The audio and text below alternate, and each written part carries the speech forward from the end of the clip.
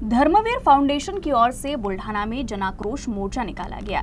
इस दौरान सरपंच संतोष देशमुख के हत्यारों को फांसी की सजा देने और बुल्ढाना के त्रिशरण चौक पर हुई स्नेहल की दुर्घटना के लिए जिम्मेदार लोगों के खिलाफ सख्त कार्रवाई की मांग की गई। इस मोर्चे में बड़ी संख्या में लोग शामिल हुए। सरपंच संतोष देशमुख के हत्यारे को फांसी की सजा और बुल्ढाना के त्रिशरण चौक पर स्नेहल की दुर्घटना के लिए जिम्मेदार लोगों के खिलाफ सख्त कार्रवाई की मांग को लेकर धर्मवीर फाउंडेशन द्वारा जनाक्रोश मोर्चा निकाला गया। जिजामाता प्रेक्षागृह से मोर्चा शुरू होकर संगम चौक, जयस्तंभ चौक, बाजार गली, कारंजा चौक होते हुए जिलाधिकारी कार्यालय पहुंचा, जहां जिलाधिकारी को मांगों का निवेदन सौंपा गया। मस्साजोगची जी घटना घडली, संतोष देशमुखांची हत्या, संपूर्ण महाराष्ट्राचं हृदय पिळवटून निघालं।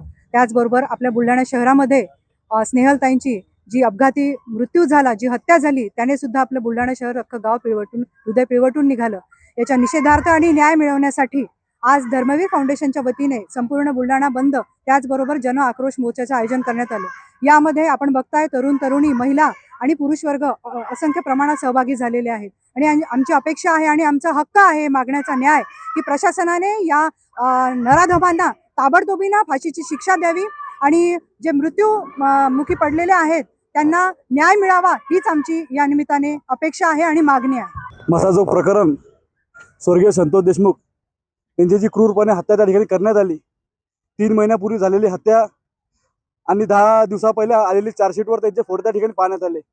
संतप्त झालेला पूर्ण महाराष्ट्र आणि संतप्त झालेली सर्व मानव जात ही न्याय प्रशासनाला त्या ठिकाणी मागत आहे की संतोष देशमुखचा न्याय तरी काय, गुन्हा तरी काय, त्याला न्याय देण्यासाठी आणि निषेधार्थ आम्ही या ठिकाणी बुलढाणा त्या ठिकाणी बंद केलेला आहे। आणि आमच्या बुलढाणा शहरामध्ये त्रिशरण चौकातील घटना मागच्या 10 फेब्रुवारीला स्नेहल चौधरी हिचा एका टेम्पो चालकाने त्या ठिकाणी उडून तिची हत्या त्या ठिकाणी करण्यात आली। त्या ताईला न्याय मिळावा याच्याकरता आज एक जन आंदोलन आम्ही या ठिकाणी उभं केलेलं आहे।